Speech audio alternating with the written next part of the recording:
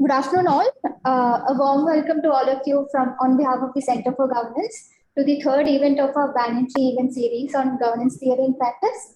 So, for this session, as you all know, we have an eminent practitioner, Shri Pramod Krishnan, here to help us understand the nuances of collaborative governance as a mode of governance and how it fares in practice. Without further ado, I'd like to invite Professor David Prasad to introduce our key speaker. Professor, over to you. Thank you, Nitya. So, very good afternoon to all of you. So, we have an eminent speaker with us today, Shri Pramod Krishnan, IFS. Shri Pramod Krishnan is a forester by passion and profession. He's a postgraduate in forestry from Kerala Agricultural University and Forest Research Institute in Dehradun. Specifically, for our interest, between 2000 and 2006, he helped evolve collaborative governance approach on tiger conservation in Periyar Tiger Reserve, Kerala, that was subsequently known as the Periyar model, and which has been mainstreamed at the national level by the central government also. So currently, he's working as additional principal chief conservator of forest in Kerala Forest Department. So today, Shri Pramod Krishnan would be talking to us on joint forest management through the lens of collaborative governance. So to all the audience, I think collaborative governance would be a very interesting area to look into. So it's an area from a theoretical context which analyzes the cooperation, cooperative manner in which state and non-state actors come together, especially to pursue a common goal, a common developmental agenda or a goal as such. So, so without much delay, I would just hand it over to Shri Pramod Krishnan. So I think please you can start with your presentation. Okay. So thanks once again for giving me an opportunity to talk to you on this very important, at the same time very interesting topic, and also just share some of my thoughts based on my experience on the subject. Okay. See, during the last 25 years, I have been actually working in the sector, in the on management of natural resources in various capacities, maybe from a field execution level and to a kind of policy level at the national level also.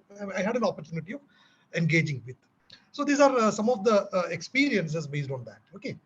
Now, see, in fact, I have authored a book on this same subject on a national perspective. But when we thought of making a presentation on the subject to you, we thought talking about collaborative governance on a national perspective will be too broad a canvas to capture within this short span of time.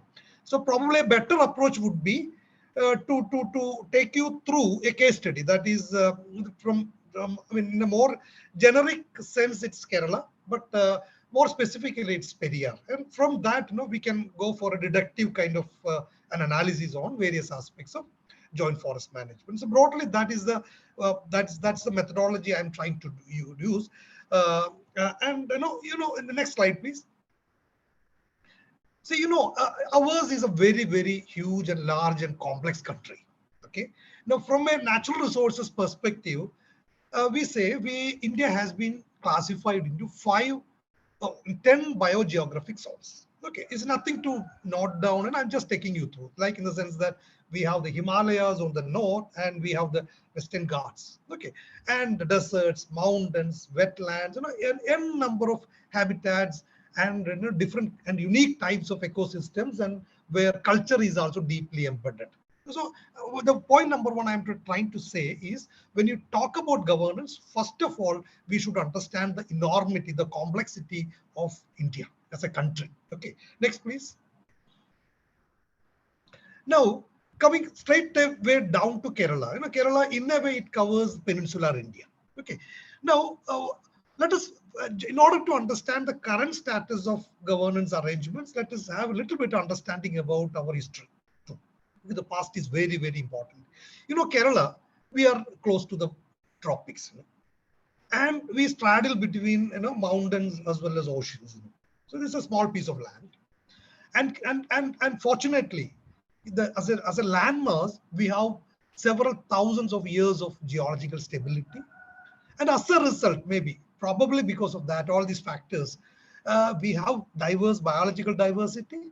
And on top of that, maybe during the last 3 or 4 centuries, has seen Kerala has undergone tremendous anthropogenic interventions too. So this is in a way has contributed to the evolution of natural resources as we see in Kerala today. Okay, next slide, please. Now, I'm just making just a calculation in the sense that it is now documented, now reported that Homo sapiens first arrived in Kerala around 65,000 years ago. Okay, and this is based on the evidences provided by archaeology, linguistics, as well as genetics. Okay, now when they arrived 65,000 years ago, how would have been Kerala? That's question number one. Now people say that Kerala was more or less completely covered by tropical forests. Somebody in Sangam literature, in Tamil, in Tamil Sangam literature, they say they call it as Kurinji Tinai. Okay, now maybe the high altitudes of Kerala was under temperate and subtropical ecosystems. Kerala also had large swamps and littoral forests, mangroves. Okay, especially along the coast and creeks, and maybe, but over the years, from the last 65,000 years ago, Kerala was also the major determinants of the environment would have been the climate and climate change. It is said that Kerala had undergone 2 glacial periods during this period. It's quite unimaginable for us now. Okay, now uncontrolled fire would have shaped the landscape, ecological fluctuations, and also of late the human intervention. Again, all this have contributed to the kind of natural environment as we see today. Okay, next please. So again, the question is, had any Homo species lived here prior to 65,000 years ago? We are all Homo sapiens. There could have been other species. People say yes. There is evidence of Neanderthal, Homo neanderthalensis living in parts of Kerala, especially Marayur and the dry arid regions of Kerala, even beyond 65,000 years ago. Okay, now, but the Homo sapiens, the early Indians, as we call them these days, they came to Kerala around 55,000 to 65,000 years ago as food gatherers. They came out of North Africa. Then subsequently, the Harappan migrants also reached parts of Kerala, and popularly they are called Dravidians. Buddhist missionaries came to Kerala around 2,500 years ago. And they say that they started this cult and culture of sacred groves in many parts of Kerala. And around 2,000 years ago, Greek, Roman, and Arab traders, they also came to Kerala, especially for the famed pepper. Then the Vedic period, around 6th century AD, Kerala has seen settlements in the Midlands and in and around an extensive development of paddy and the emergence of caste system in Kerala. Then the landscape of Kerala is completely radically altered by the arrival of crops like rice, coconut, coffee, tea, and rubber. Okay, mind it, many of these crops we take it for granted, as indigenous crops these days, but they have all come from outside and they have changed the landscape. Then Kerala was also under Portuguese, Dutch, French, and of late the British colonialism. So again, all these have changed the ecological, geographical, as well as the cultural landscape of Kerala. Okay, next please. Now, to broadly, again to narrow down to the topic which we have to speak. See, the colonial period was characterized by ships, railways, and artifacts, and largely the forestry sector. Okay, the natural resources of the country and that of Kerala was intensively managed for timber. So that's point number one. Okay, so timber became utilitarian considerations, especially timber became the center of attraction for governance. That's question number one. Okay, the point number two is large extent of forests were also converted for agriculture. Okay, because that was the prime reason. And people were not given much importance. It was a biophysical approach to forestry and natural resources, especially under colonialism. The forests and natural resources were managed for meeting colonial objectives, that is largely timber. Okay, and this period also saw the evolution of protected areas in the form of national parks and sanctuaries like Jim Corbett National Park or Kana Tiger Reserve, Periyar Tiger Reserve. Largely these were formed as hunting reserves, not for any protection purpose, for hunting reserves for the colonial masters. And this period also saw the evolution of the legal framework for managing the natural resources. That's one kind of governance model, which is the state sponsored model of governance. Okay. Now in the post-colonial period, we slowly started towards collaborative management of natural resources, but you know that it was very slow because even during the first 3 or 4 decades after independence also, the forests and natural resources of the country, and so too in Kerala, this was managed primarily for the meeting the objectives of timber and as well as for the management of the purpose set by the central and the state governments. Okay, for the state. Okay, but of late, maybe after 80s, there was a gradual shift towards anthropological approach of governance. People are slowly factored into the what we call management. And joint forest management was first mentioned maybe in 1985 in the country. And there is it started from a place in West Bengal called Arabari. Okay, it came from a individual effort of a forest officer who thought that in order to protect the salt forest, probably we need to involve local people into that. But subsequently, during early 90s, Planning Commission adopted this doctrine just because they just observed that the reach and penetration of conventional rural development programs are extremely poor in forest fringe areas. Okay, because and they also observed that the forest fringes may require a completely different governance arrangement for eradicating poverty. The mainstream approach may not suffice there, so they called it kind of participatory forest management or joint forest management.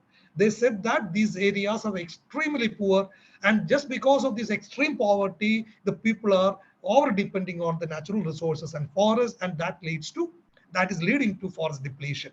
So as a strategy for forest conservation, they say that let us derive some kind of livelihood out of forest, and this is the genesis of the concept of joint forest management. So joint forest management is nothing but it's a kind of it's a governance arrangement with a dual objective of forest conservation along with generating valuable livelihoods for the local people.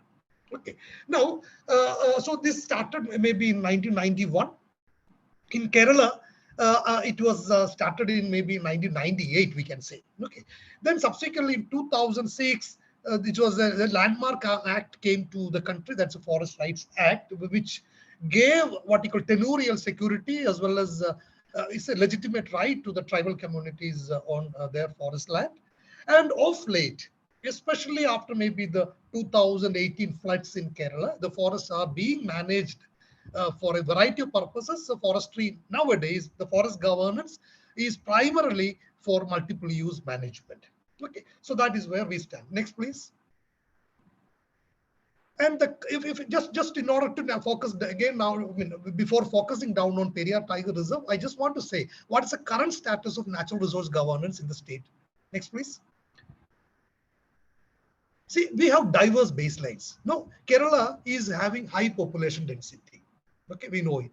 At the same time, we have very high human development index too, and striking range of biological diversity. You have the tropical west coast rainforest, moist deciduous forest, riparian forest, riverine forest, sholas, grasslands, and n number of such diverse tropical biological resources. Okay, and at the same time, it is also a small landmass, 38,000 plus square kilometer area, but inhabited by more than 300 million people. Okay, 30 million people. Okay, as a result, it's quite natural that we have extremely contesting land use assertions. And the land is precious here, and we have ambitious developmental imperative, contradictory sectoral objectives. There are n number of government agencies and other sectors operating in the state. Often they have multiple objectives, contradictory in nature many times. There are multitude of actors and aspirations on the natural resources, rapidly changing development context, and at the same time, an extremely active civil society. Just mind it that after independence, our GDP is growing by 8% per annum. Our population has grown 2.5 times. Cattle population has also grown 2.5 times, but our resources are finite. So this pressure is mounting on the natural resources. So in one sentence, I would say is that Kerala is the complex juxtaposition of land uses where conservation and economic production assume equal primacy and profoundly influence each other. We can't segregate this one sector from the other sector. Next, please. And as a result, there are challenges for natural resources governance. See, number one, see, this is not a virgin landscape. We now live in a human-dominated landscape, which has seen large-scale human interventions in the past through commercial tree plantations, cash crops, roads, river valley projects, migration, urbanization, mass tourism. You name it, anything that is here. Okay, this has led to overexploitation of natural resources. Our livelihoods from natural resources are diminishing. Climate change is now compounding the problem. Our capacity for sustainable resource use is diminishing, weakening, and we have not assessed the ecosystem value, the real hydrology, indirect value of ecosystem services, because till now our focus has largely been on direct consumptive uses of forest, and climate change has started impeding with our ecosystem functionality, and we are witnessing that in our daily life. It's no more what you call a theoretical or it's a rhetoric, it's happening. Next, please. And there is rapid land use changes happening in the state, not only in the forest, but in the adjoining land use also. And at the same time, unfortunately, our resource planning continues to be sector. Each sector plans for itself. And as I said earlier, sectors often pursue competing and contradictory objectives. And many a times production imperatives override conservation considerations. And there are several unfavorable practices in the production sector that affects our ecosystem integrity. Okay, next, please. Now, in nutshell, when you talk about governance, that is the focus of this talk. See, I would say that there are two broad streams of governance of natural resources in the country. There are two streams.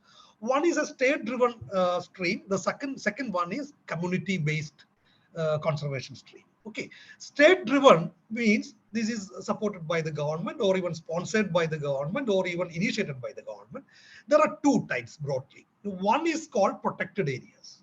See, protected areas is nothing but it's a land use where the prime focus is conservation. Okay, popularly these areas are known as, one is national park, we know it, wildlife sanctuaries, community reserves, and conservation reserves. Our national policy says that the 10% of our land, the geographical area of the country should be under protected area network. But whereas the national average, it is just below 5%, whereas in Kerala, it is around 8%.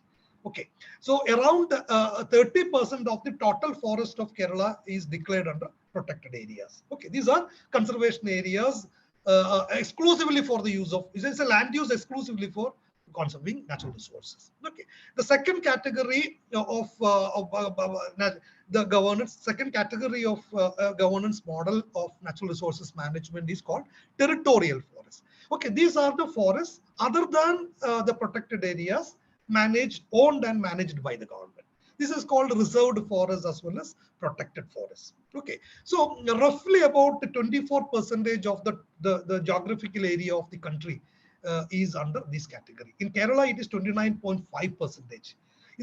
So it's a pretty, see, just imagine that 1/4 of the total geographical area of the country and 1/3 of the total geographical area of the state is under state-driven conservation. That's a kind of a governance model called state-driven model. Okay, so there is criticism in the sense that these models were shaped by the colonial objectives, and they're still meeting the objectives of what you call utilitarian objectives of forest management, and whereas the local people and the real stakeholders of forest, they do not have much of stake. Okay, that's one criticism against these two models. Now, coming to community-based conservation, there are three subtypes. One is called autonomous community efforts. Second is co-management. The third is decentralized governance institution. Okay, when you talk about autonomous community efforts, this is completely community driven, in the sense that maybe as part of their culture, maybe as part of their ritual, they protect certain areas. Sacred groves, for example, sarpakavugal. Okay, or even community conserved areas. If you go to Bishnoi community, they protect their the habitat of the black bucks as part of their long-term culture. Okay, so and if you go to Northeast also, you see several such places. This is part. These areas are known as community conserved areas or autonomous community efforts. On the other extreme, you also have the decentralized governance institutions in the form of Panchayati Raj institutions or even biodiversity management communities, one panchayats, and also the traditional forest management institutions of Northeast India. So these are there is some kind of a legal support for this institution, either through a national or state law or through customary law. Okay, so this is called a decentralized governance institution, another model. But now the fifth one is called a collaborative co-management model. That is called joint forest management. This is where the government as well as the people, they come together. It's a kind of a hand holding in the shake hand, in the sense that government has actually involving, especially the territorial as well as protected for areas.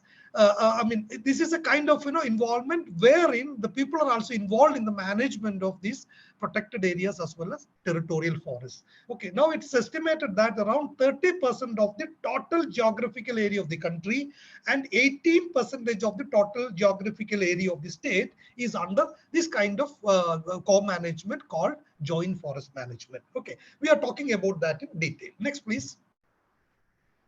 Now, just to take a very quickly, like this is the history of joint forest management in India. Like the first joint forest management, its guidelines were issued in 1990s, and interestingly, its actual practices in the country started with the several externally aided projects.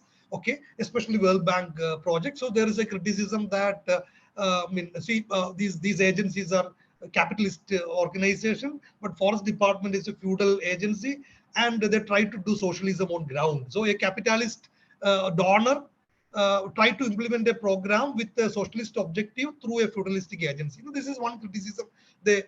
Some people talk against the joint forest management.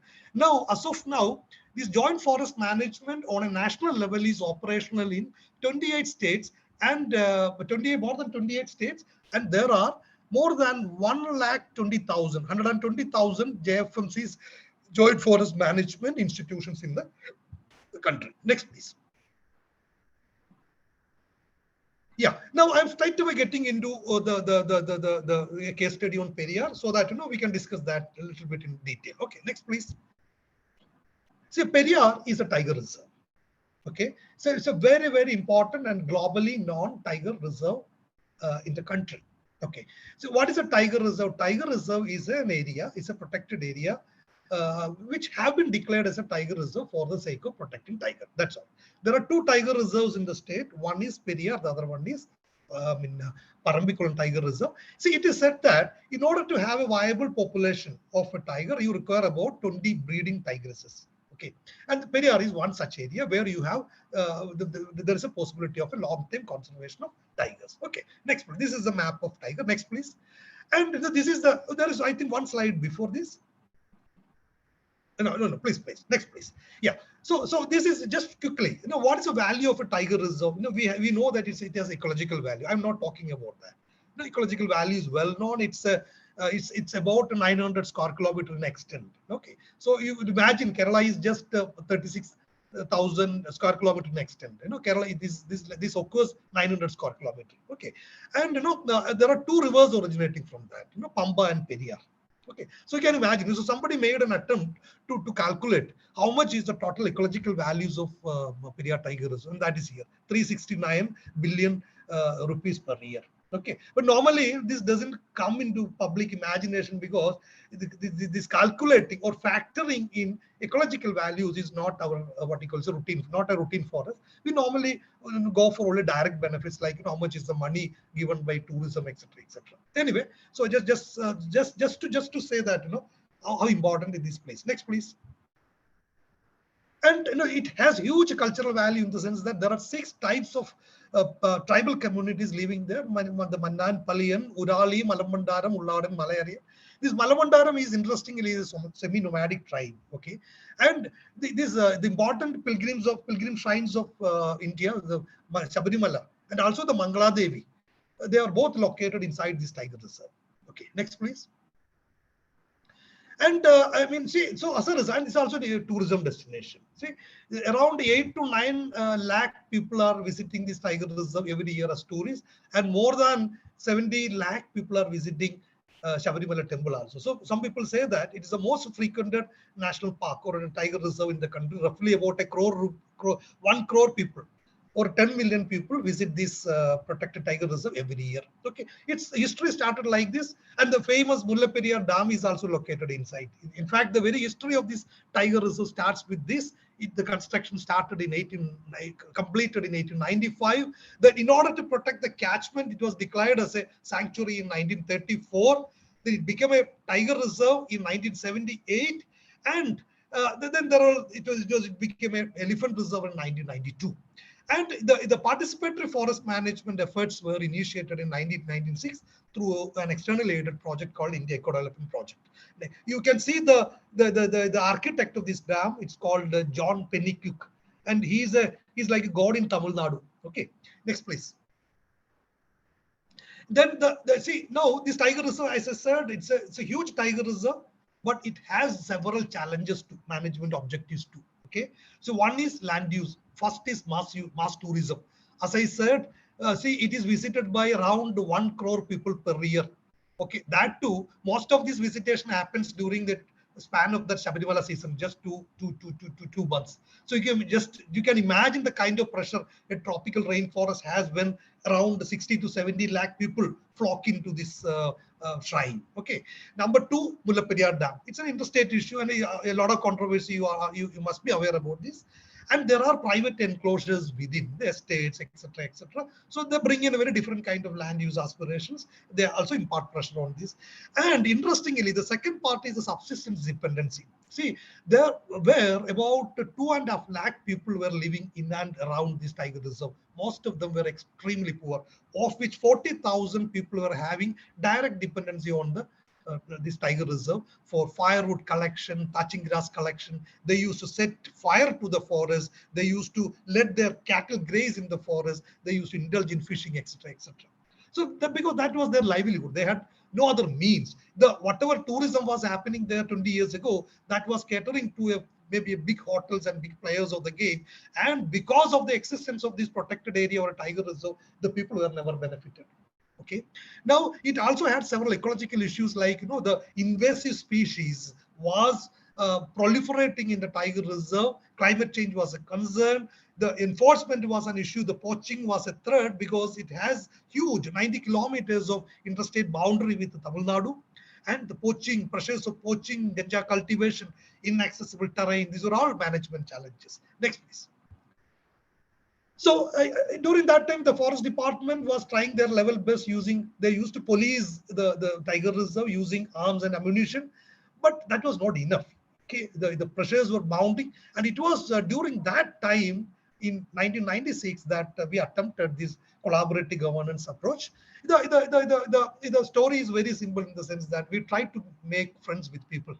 Okay, in the sense that we went to them and said that your requirement is livelihood, whereas we are concerned about protection, and that's our common objective. So why don't we join hands?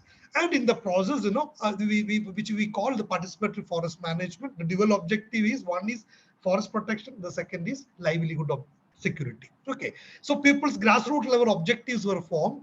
That grassroots level organizations are called eco development committees or EDCs. Okay, so this benefited about 2.25 lakh people who lived in the periphery of the forest. Next, please. Now, I'll just take you through a few case studies directly, sub case studies. Okay. So first attempt was mainstreaming tribal community. The issue here was the tribal communities, particularly the Mannans and Palayans, who are living inside the tiger reserve. They were extremely poor. They had a good crop of pepper, but unfortunately, this was perpetually mortgaged. It was always pocketed by the middlemen. So under this program, what we did was we actually calculated the debt and paid that amount to the middlemen, okay, through the amount. And this grassroots level organization called EDC was asked to do organized collective marketing of this pepper. So you won't believe that the kind of income they generated out of this was maybe 100 times than that of what they would have otherwise got. Okay. So we say, now see, the approach was simple. They were organized into collective marketing and financial support was provided.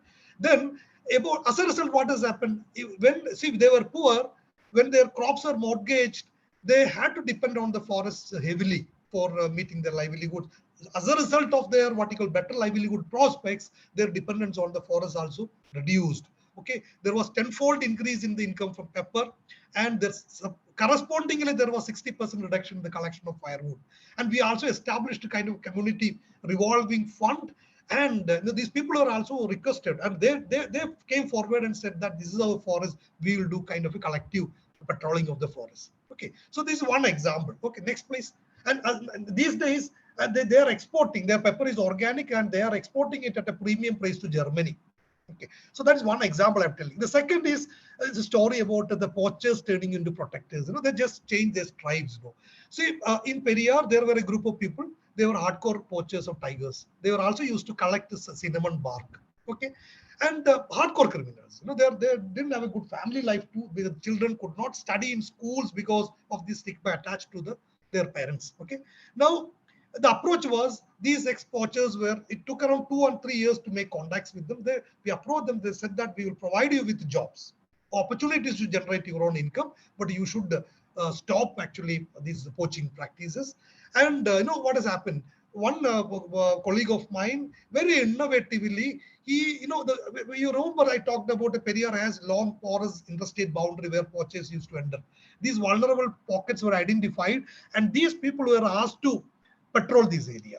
And just to generate livelihood, that was converted into a small ecotourism program. Every team was permitted to take 5 tourists along with them.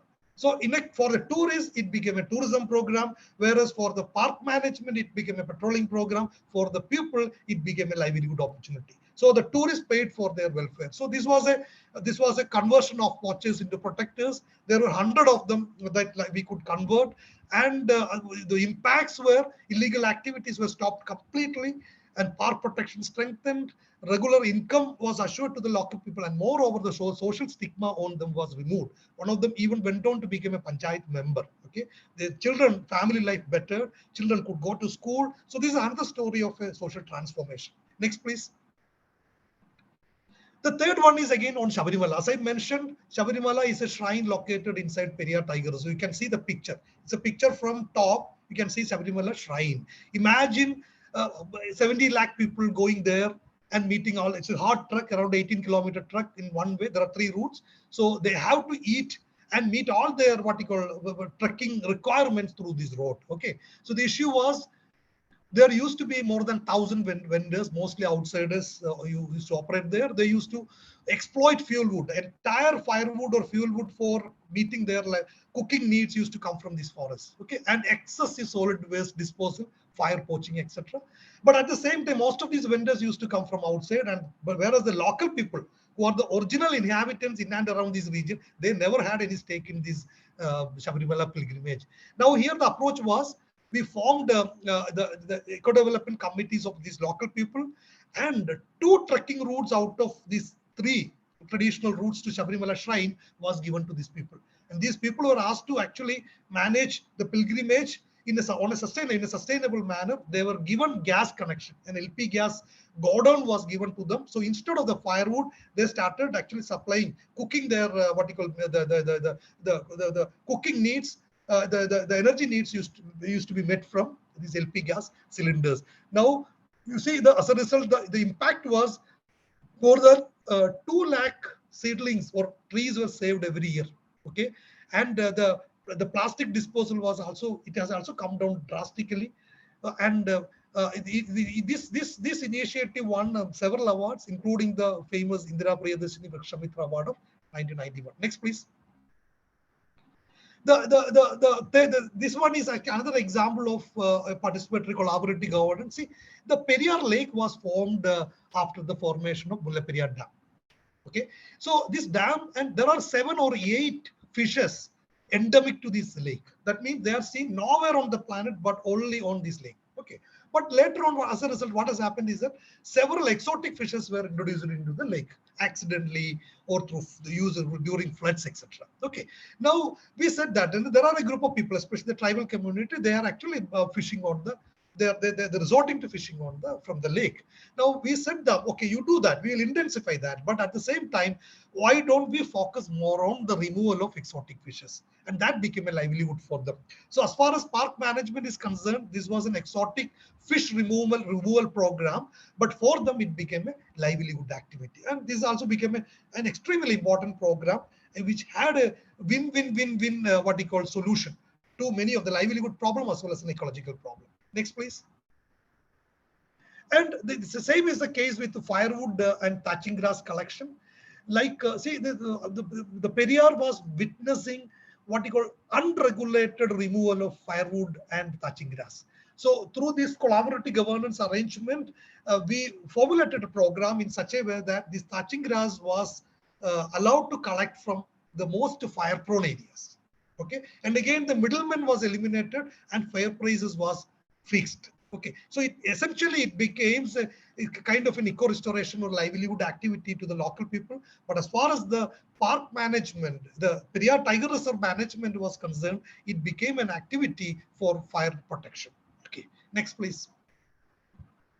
So, and finally, during this period, the large number of community-based ecotourism programs were initiated. Okay, now what was the issue? The park, as a result, in the conventional policing mechanism, the protection of the tiger reserve was a real challenge. The visitor satisfaction was low because anybody who would have visited Periyar during those days, 20 years ago, the only activity available for them was boating. Okay, so I mean, whether you are a serious tourist, whether you are a casual tourist, your only option was to purchase a boat ticket and go for it. But so as a result, visitor satisfaction was low, and at the same time, there was heavy dependence on forest by local people because they never had any stake from the management of tiger reserve. Here the approach was again, the local people were involved in various ecotourism programs, and these programs were protection oriented programs, and the benefits were shared by them. Okay, you look at the impacts, the park protection was strengthened, and we started generating sizable income for local welfare. And as once they started getting the money or livelihood, then they started viewing forests, this is ours. Okay, and this also became excellent interpretation of park values and offered much more visitor satisfaction. Next, please. So these are actually pictures of various tourism programs we started. One is called Periyar Tiger Trail.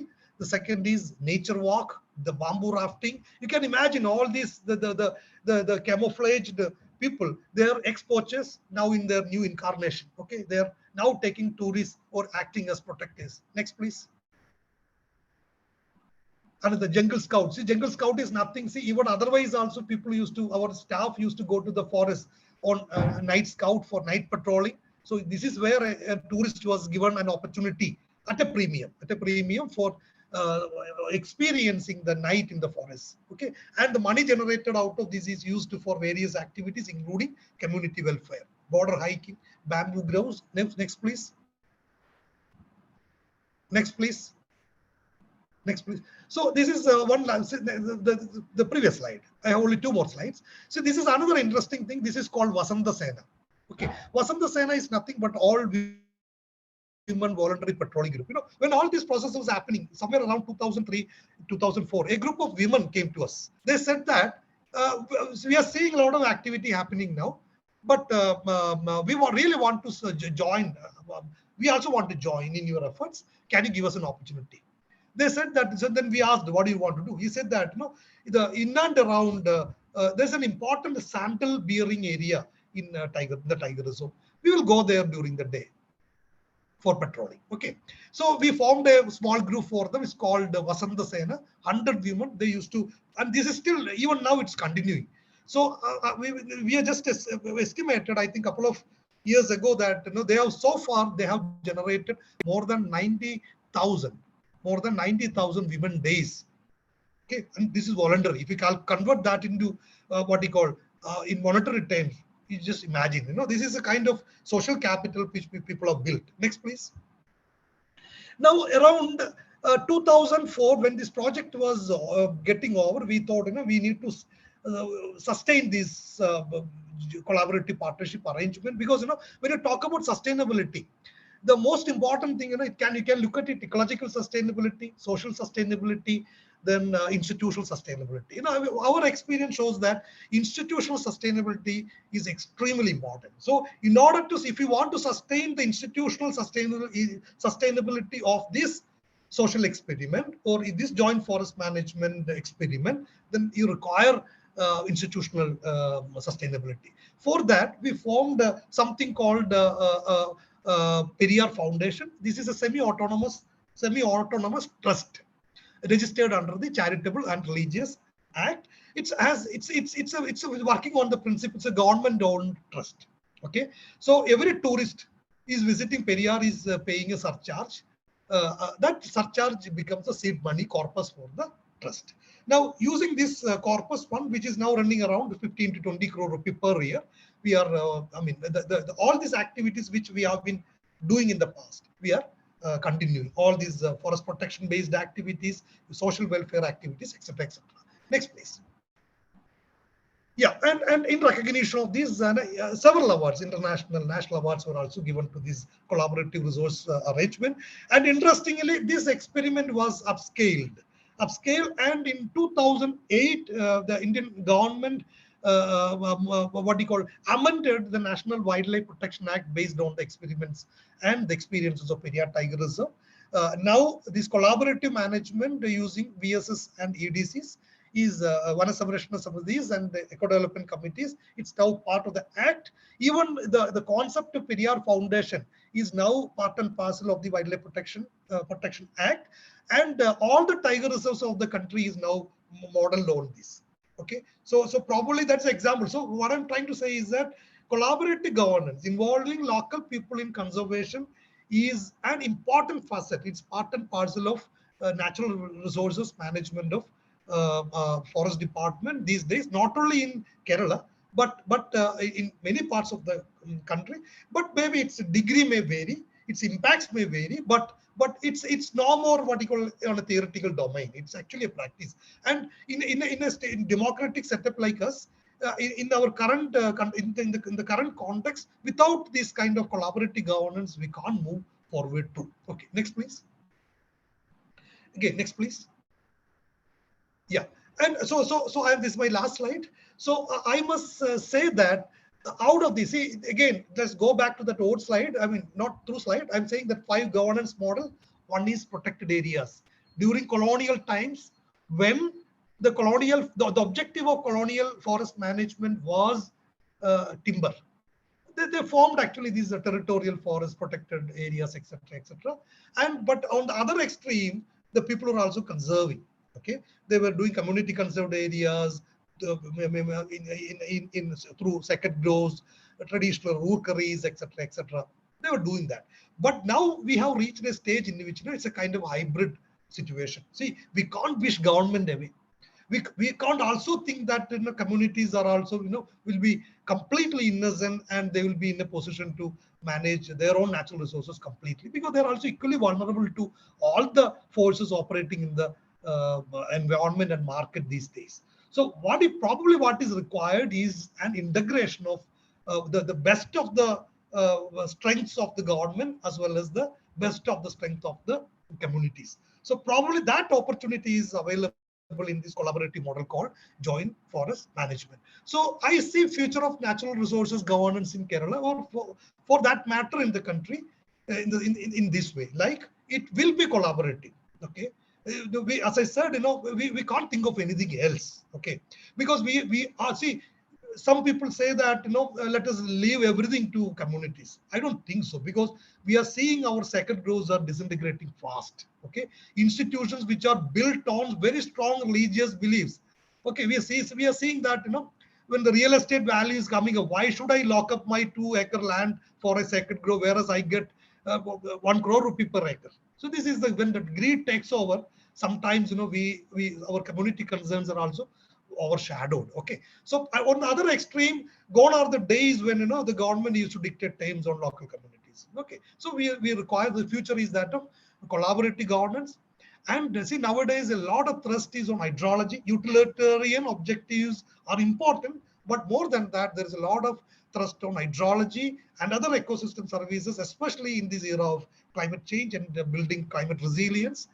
And probably in the years to come, again, when collaborative governance is going to be the mantra, then probably our spatial planning paradigm will need to keep this conservation as a common denominator. It's just like, in an orchestra, a bass guitar has to be there, in the background always, like that, this collaborative arrangement has to be there.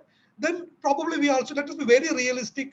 Let us, this landscape approach is going to stay, in the sense that we need to mainstream biodiversity conservation into livelihoods and economic production.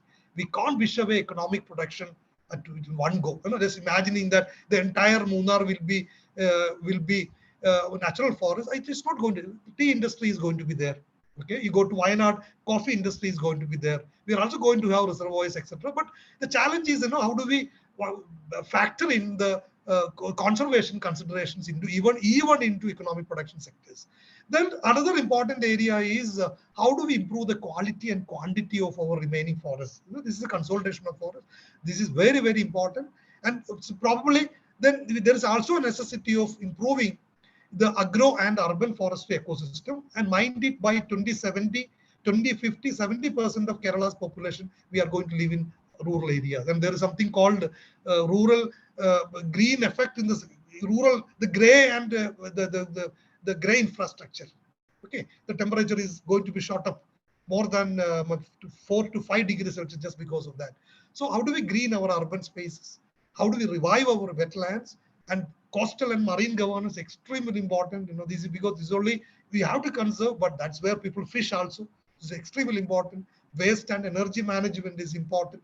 And how do we factor in climate consideration, development planning? Now, why I have listed this because in all these sectors, we require kind of collaborative governance. Okay, so collaborative governance as of now, even in academic circles, I've seen people talking it from a very limited vertical perspective, in the sense that it's managing a small patch of forest, it's managing a small microcosm of a wetlands. Not that. Collaborative governance in its true sense, it is as I said earlier, it's the meeting point of the best of the strengths of the government or the state, or on the other hand, it's the best of the interest of the and strengths of the local people, the stakeholders.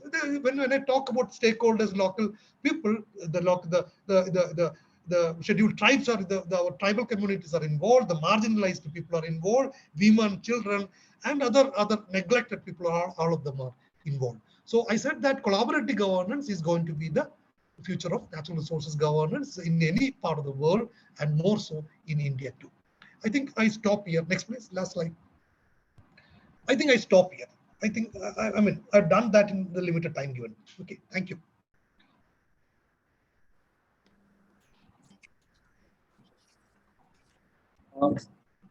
Thank you. So thank you for sharing your experience, as well as elaborating of how JFM concept as well as environmental conservation can be brought into the picture along with the collaborative governance concept. So I think I hope we can take up a few discussion points based on the responses from the audience, as well as certain of the curated questions which we have got. So quickly to touch upon the first question, and that's from Krishnan.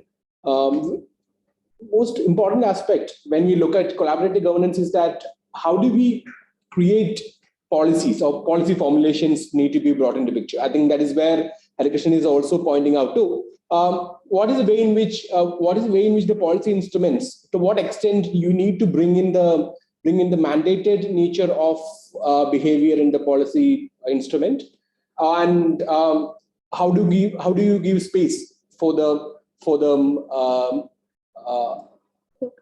local as in the actors to actually local community and the state actors to actually take up the roles. So I think you're mute. Yeah, thank you.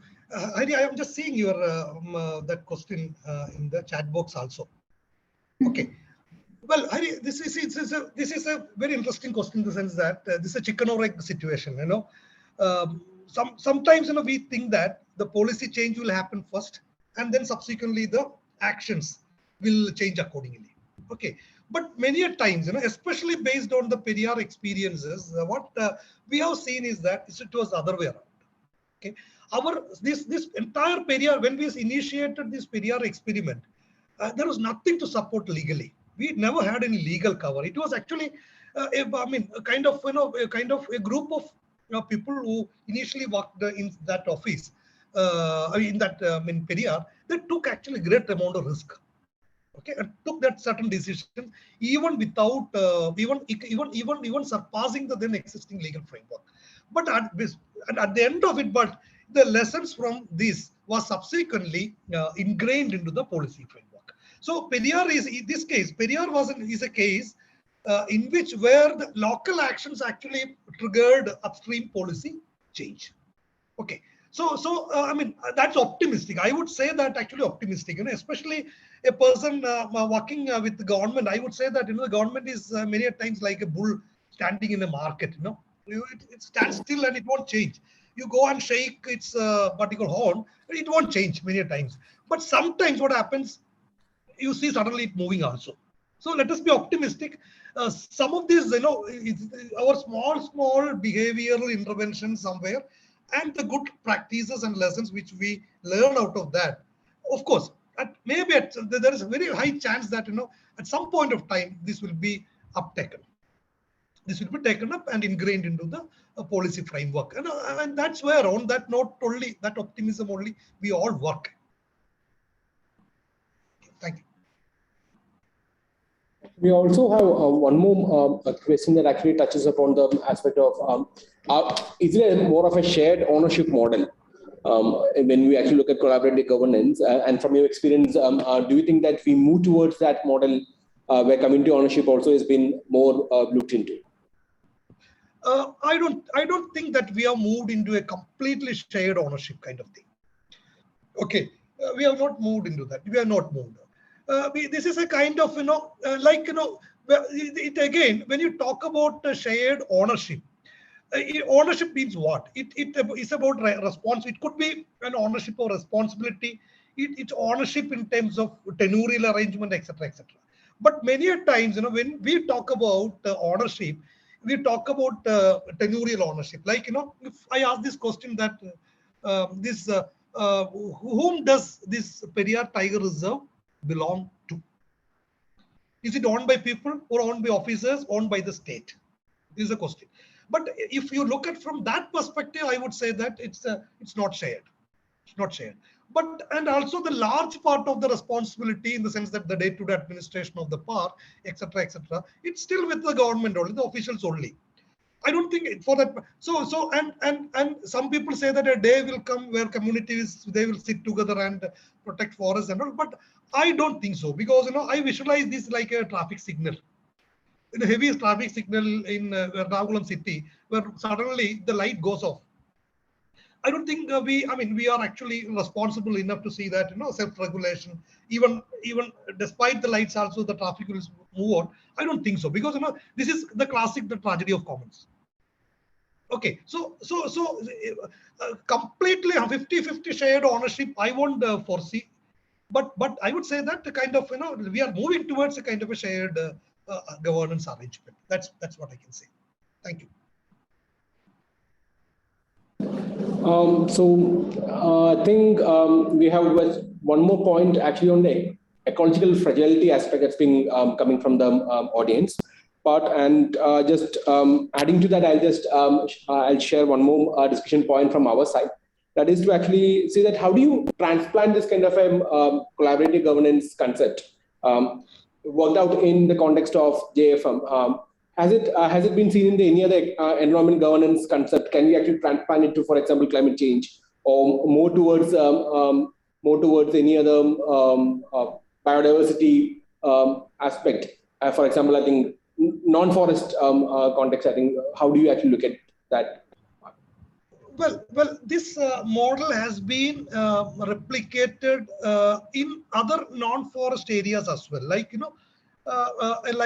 the wetland areas, in many parts. Chilka, for example, there is a model. There are many places of the country that is there. In the biodiversity sector, collaborative governance has become a norm. It has become a norm, no doubt about that. Even the Forest Rights Act talks about it. Okay, that's also kind of a what you call collaborative governance arrangement only.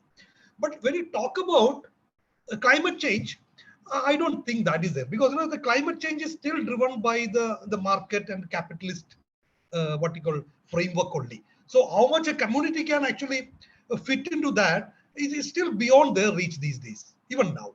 Okay, so and I don't know. Even though there are few experiments like Red Plus program, etc., wherein local communities can also take carbon credit and get paid for it, but this largely remains in papers and documents in academic discussions rather than communities actually getting it. Okay.